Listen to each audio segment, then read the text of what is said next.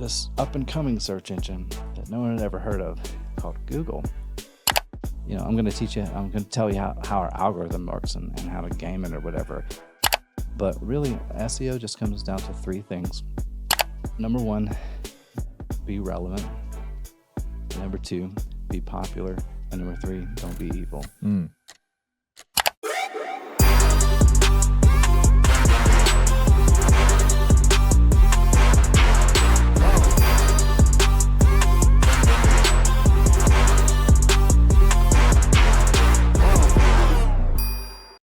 Wherever you guys are watching this show, I would truly appreciate it if you follow or subscribe. It helps a lot with the algorithm. It helps us get bigger and better guests, and it helps us grow the team. Truly means a lot. Thank you guys for supporting, and here's the episode. All right, we are back on the show, guys, all the way from Austin, Texas. We got Greg Jeffries here today. How's it going, man? Pretty awesome. How's it going in Austin, man? I hear good things about it there. Oh, it's popping, man. Yeah, it just keeps expanding. Everybody keeps moving there. So a lot of entrepreneurs and authors and yeah. So you went there 10 years ago. Were you doing SEO and affiliate marketing at the time, or did that come recently? No, that was it started shortly after there. I moved in 2010, fall of 2010. Just as I'm originally from Mississippi, so just kind of like the hope of a better life, more opportunities since it's a bigger city. And thinking back, it didn't take very long for me to kind of start going down that rabbit hole of like the make money online searches and things like that. So I think that started actually probably within a couple of months. Interesting. And but it did take probably 5 or 6 years to kind of weed through all the,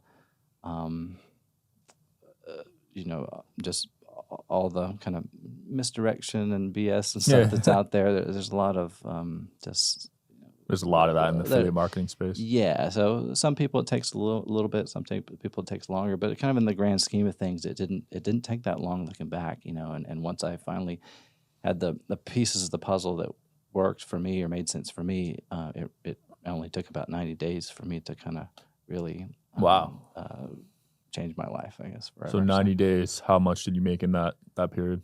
Well, that's what got me from like $1,000 to $3,000 a month on a good month, just because I was like, I don't know what I'm doing. Some things are working, but I don't know why. To I think I have a direction. So from December of 2016 to April of 2017, that's where I built up from whatever I was doing, maybe a couple $1,000 randomly each month, to 5 figures a month, and then I've never made less than that since. Wow! So consistent. Yeah. It helped that I was promoting some products and services that paid recurring, which helped considerably. Right. But it really, I can talk for hours about this stuff now that I've lived it. But when I first moved out there, I just wanted to like make money, but I would see all these quotes of like positive quotes, affirmations, self-help, personal development. And it's like, that sounds really good. Give me the money first, and then I'll change my mindset. Yeah.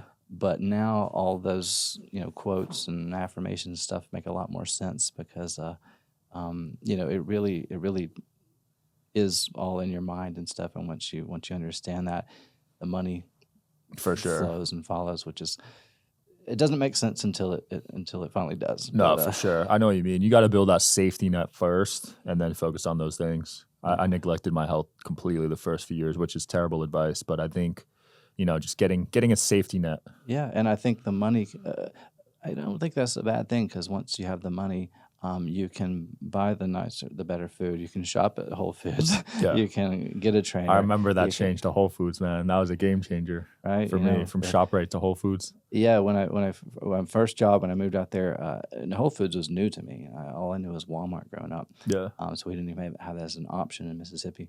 But one of the girls at my first job I worked at, she jokingly called it whole paycheck because that's how the food. You are spending hundreds every time you go there for sure. Yeah, but it's higher quality. So health is one of those things I don't cheap out on anymore. I used to try to eat for like super cheap as possible, but you just feel terrible. You'll pay for it later. Yeah, you'll definitely pay for it later. But growing up in Mississippi, what was that like? I don't know anyone from there. Most people don't. Most people say, well, I've been through there on my way to Florida and things like that. Shout out to Another Bite, hosted by John Dick, Jareen Monroe, Ariel Boswell, and it is on the HubSpot network, the #1 network for business professionals.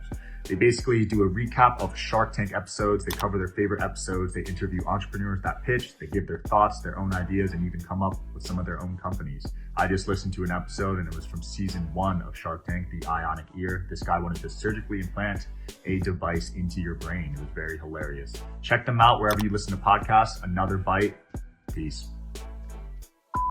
It's a great place. I really like it. It's a good place to come back to. It's much slower than the rest of the country, it seems like, or at least I've been to most of the continental U.S., so it's a much slower pace of life, which isn't a bad thing.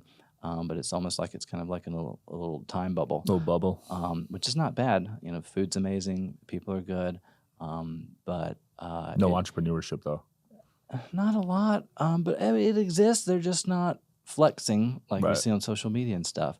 And grew up in the 90s, so at that time we didn't really have like the internet as we have now. Yes, it existed, and we didn't have social media, so we didn't know what we didn't know. Mm-hmm. So it wasn't that bad, reflecting on that. For back. sure. So we just had what they fed us through the radio waves, the FM. AM, I guess, but FM. We had cable, and then we had magazines and movies and stuff. So that was all we knew. So yeah, if you don't know what's out there, you think you're living a great life. You know, yeah. That's how I was in Jersey. I caught the tail end of social media. I think Instagram came out when I was in high school. So that Jersey is pretty much all I knew. I didn't even know about LA or anything. Yeah, and I don't know if you've traveled internationally, but I've started that, and like, wow, that really shifts your perspective, because you realize, and not to throw America under the bus or anything, but it's like you start to realize, wow, our whole lives they've kind of fed us these beliefs in school that we're number one and we're the best in the world, until you go to other countries and they're like, we don't think that about y'all. And they're like, what? We're the best, we're number one. That's what they tell us. And like, but not in lifestyle.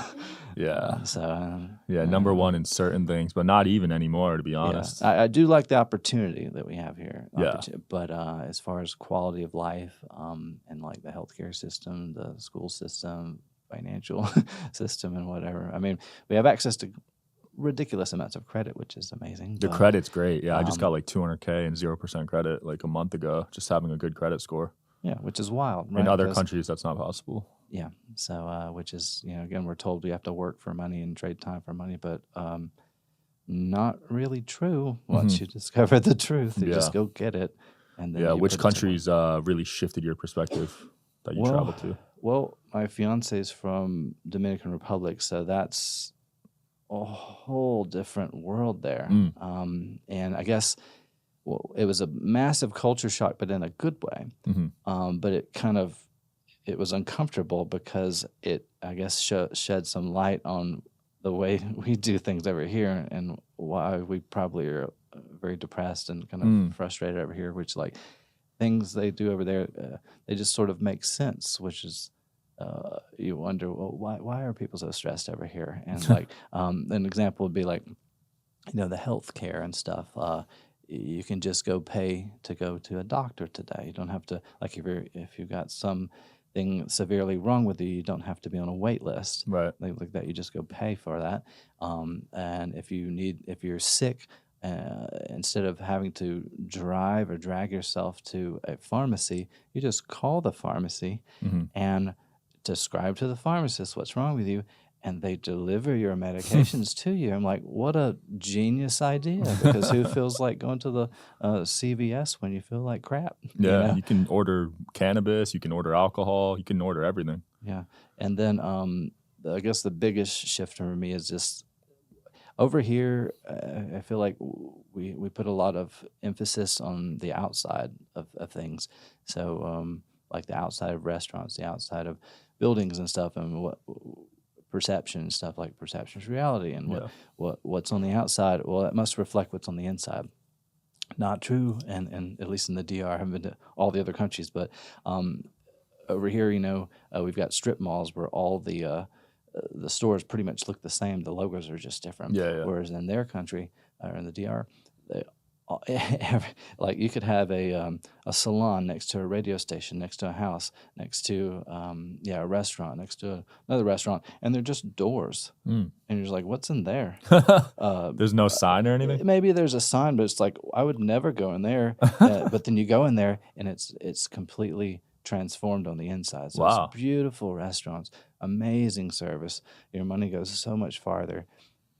And so I was like, how do I process this information? You know, because everything I've been told and sold and fed is like flip flopped. Right. So I'm like, so I encourage people, you know, to work hard, do what you need to do to get the money, or learn how the monetary system works, and use it to travel, educate yourself, read books, absolutely, things like that. Learn. I always encourage that, especially traveling. Yeah, because it's just going to shift your perspective. It's going to give you a lot. It's going to humble you.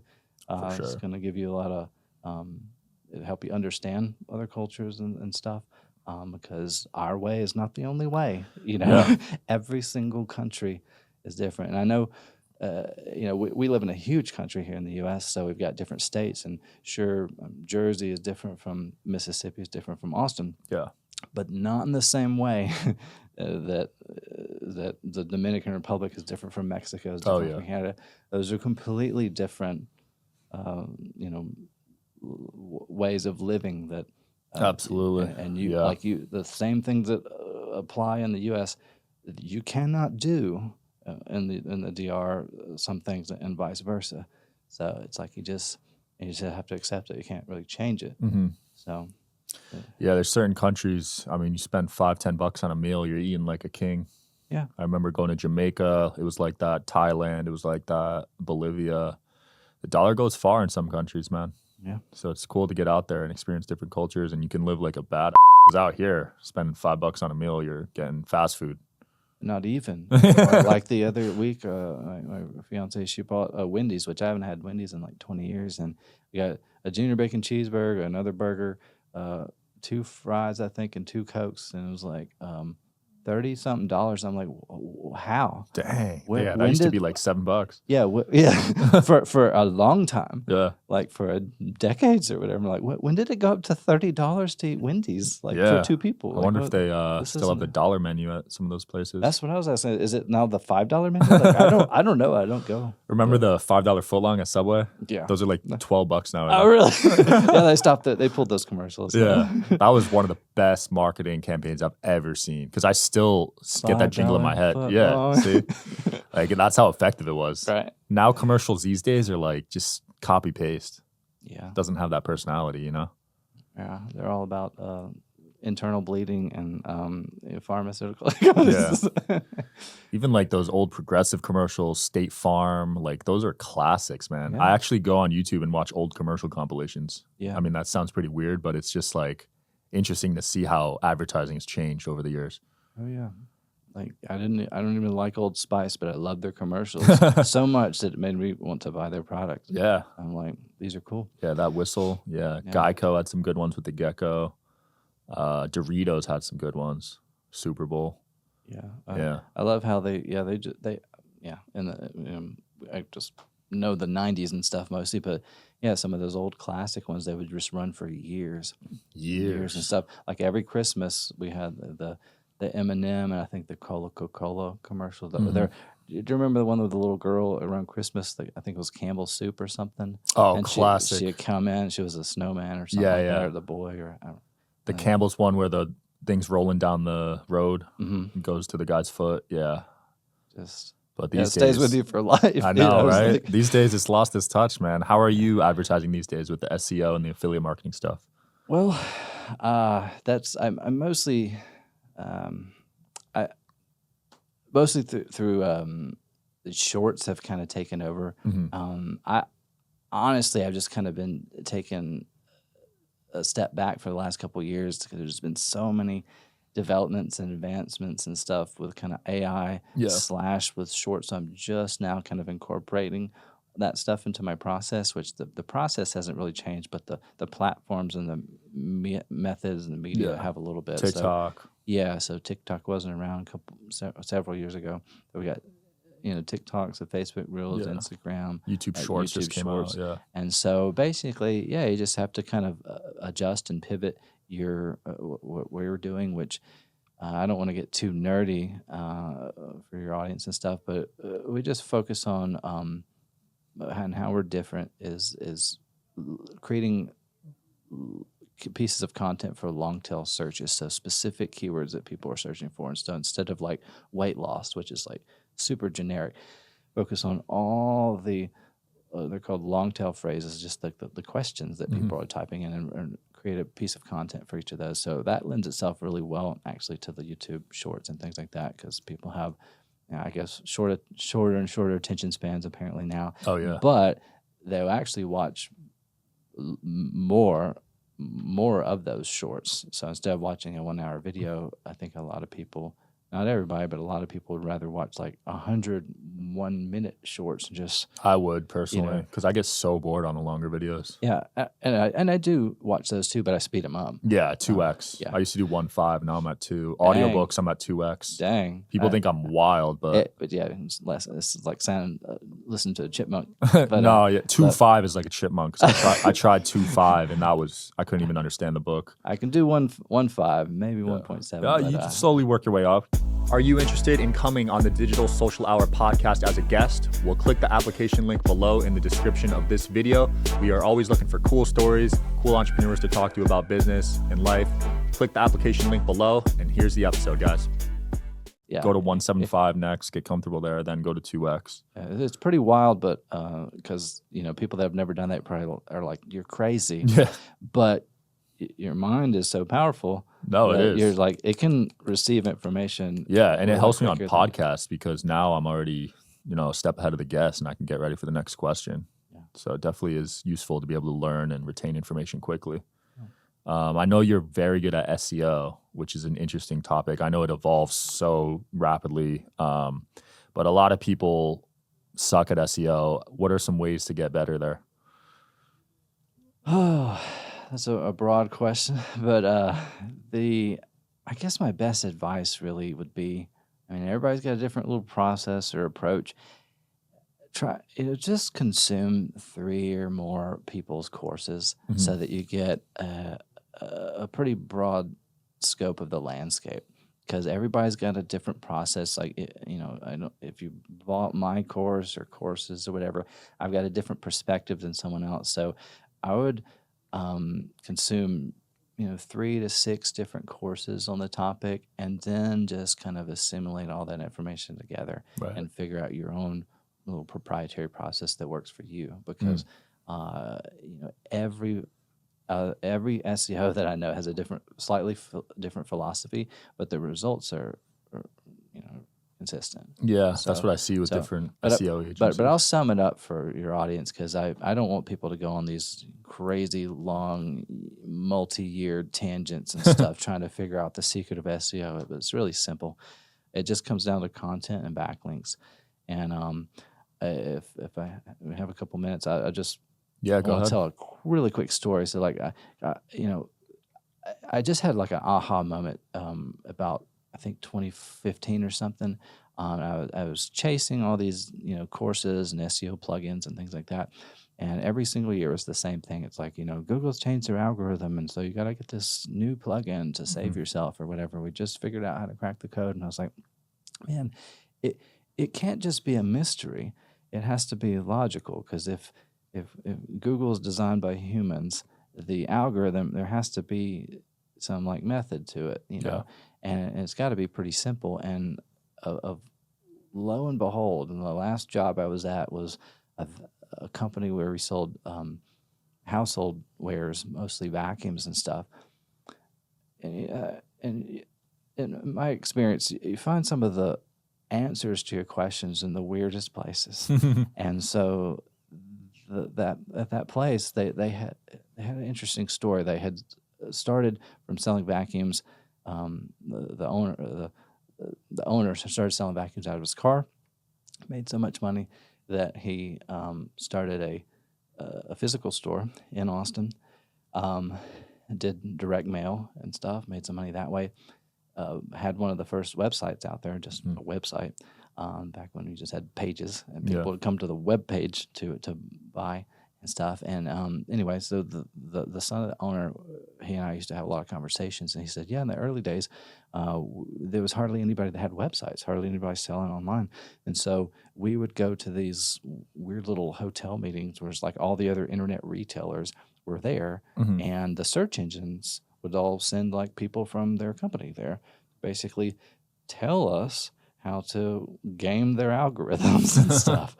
And because like they work there. They got the inside. Yeah, so like this is how our algorithm works and stuff. And so one of the last events he said he remember going to, at the time Yahoo at one point was like king. Yeah. And then there were like the Alta Vistas and the Dog Piles and Lycos and Excite and all those.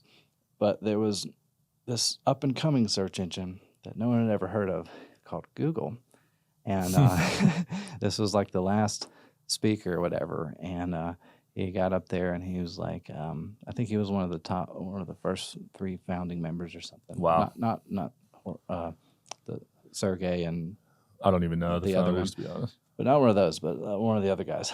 And he said, basically, I'm going to teach you, I'm going to tell you how our algorithm works and how to game it or whatever. And everybody's like, what? Who is this guy? Like, what is Google? And so this guy basically just summed it up.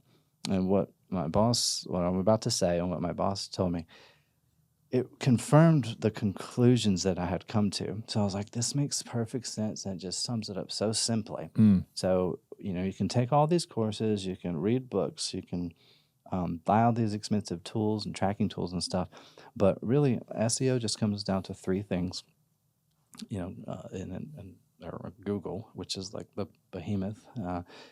Number 1, be relevant.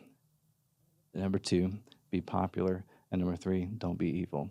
So how that translates to me is, number 1, be relevant. That's the on-page SEO. That's the, if you're trying to target dog training, well, make sure you create content about dog training. Yeah. Very simple. And dog training types of titles and phrases and searches. Be popular, also very simple. That just means backlinks. That's the off page. That's links from other websites pointing to your website or your video or your image or whatever you're trying to rank. So backlinks are basically just a vote in the eyes of Google. And you have to think back to like, why would this be evergreen? Why would these things stand the test of time? So when the internet was first created, these were the elements that were around in the beginning. So social media didn't exist yet. Right. And so all the things that worked back then still work today. And the third element, don't be evil, the way I interpret that is basically don't do the first 2 in a, not so much a spammy way, but in a unnatural way. Right. Because I think we can all agree, like, Amazon is a huge site. So is it unnatural for them to get 1 million new links a day? No, because it's huge. Yeah. But would it be unnatural for, GregJeffries.com to get 1 million links today and tomorrow and the next day? Yeah. Who am I? Like, I don't sell 1 billion products a second, So just do things in a natural, progressive kind of way. Yeah. And you're good. I've seen people sell those backlinks. I'm like, that's sketchy, dude. Yeah, and a black hat kind of guy gave me this advice years ago. He said, it doesn't matter if you're buying 100 links a day or 10,000. Just make sure that if you buy 10,000 today, you keep that up. Because that's where people mess up. Yeah, because if you do 10,000 and then you never buy a link again, that's weird. Yeah. What was that? So, yeah. So you're able to use SEO to basically get whatever you want on the first page of Google, right? That's the goal. But I shifted my philosophy in that with SEO years ago. So instead of trying to get on page 1 for whatever best SEO in Austin, best dentist in Austin, weight loss expert or whatever, I focus on all the longer tail searches. So I don't care so much that I'm like ranking number one or whatever. I just want, I call it like just saturating that niche or that audience. So like because I don't really know where all the traffic is, because the keyword tools out there that you have, they're just a guesstimate, right? And they're usually a pretty low guesstimate. And what I've discovered through experience is that a lot of the longer search phrases that people are typing in, they may have smaller numbers of traffic, but they're more targeted, so they're higher quality. So they're going to lead to more conversions. So which is all you're after, because who cares if you're ranking number one for weight loss if you've got to educate the crap out of them on your product? I'd much rather have somebody that's like red Nike men's running shoes and like, cool, I'm ranking on page one. Red Nike men's running shoes. Click buy. Wonderful. That's what we're here for, right? To make money. So you go after the people that are already ready to buy. They're not in the research step. Yeah, because otherwise you have the long process of sales just funnel, educating them. Make money online, for instance. Great. It's great for bragging rights. But then you got to educate these people. They're just like, oh my goodness. That's a huge funnel. Right? Like, you got to take them from learning about a whole industry to buying. Yeah. So what are the best types of niches or products that you've had success with? So I'll give you a couple. So, and since SEO is kind of a longer game, but 6 to 12 months isn't super long in the grand scheme of things. I would recommend people go after mostly products that are evergreen. Although I did catch your recent interview that you made a lot of money off. The masks. The masks. Yeah. Genius, but those are trends. No, there's nothing. So I focus on more things that are evergreen, and specifically products that are either evergreen, recurring, or high ticket. So evergreen would be like a web host. You're always going to need web host to host your website. Recurring would be something like I don't necessarily ButcherBox. Yeah, something like that. That has an affiliate program, ClickFunnels, Go High Level, something like that. That has a recurring SaaSes and stuff that also have recurring affiliate programs, and then high ticket stuff. So things that may pay $500, $1,000 or more in commissions. So because that makes it worth it. And there's only a handful in my experience of products and services that are the exception to that. But you would need volume for there to be an exception, I think. Exactly. Yeah. I love high ticket. I only do high ticket. Yeah. VIP stuff, because then it's not like you don't have to focus on customer service and all that. Exactly. Yeah. Oh, and I'll add this to it too. Pretty much any physical products. So like if you're selling a desk or a chair, you don't have to convince somebody that you're going to scam them, So like if they order a chair, it's not gonna you're not gonna get a soda can, right? Like you don't have to convince them of that this is not a scam or whatever. And then digital products or whatever, pretty much anything outside of the make money online space, because people are so that's such a negative connotation these days. Yeah, which is weird because like I'm in the make money online space, but like that is the hardest thing to sell.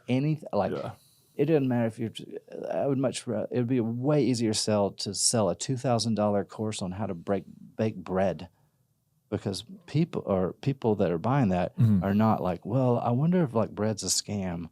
Or like, no, like they have disposable income. They want to learn how to bake bread. And this just so happens to be a course that's going to teach them how to do that. Wonderful. I agree. So, the make money online. I think so many people have gotten their hopes up, and then they get the course and they don't take action. Exactly. And they're like, you're a scammer. Yeah. They blame the person with the I'm not going to jump through the computer and push buttons for you. So, are you worried AI is going to be able to do what you do better? I'm not worried about it. I'm excited. Yeah? Yeah. I know some people in the SEO space, the copywriting space, they're pretty worried. I'm not, because it basically took everything in my process and made it better, faster, and cheaper. Nice.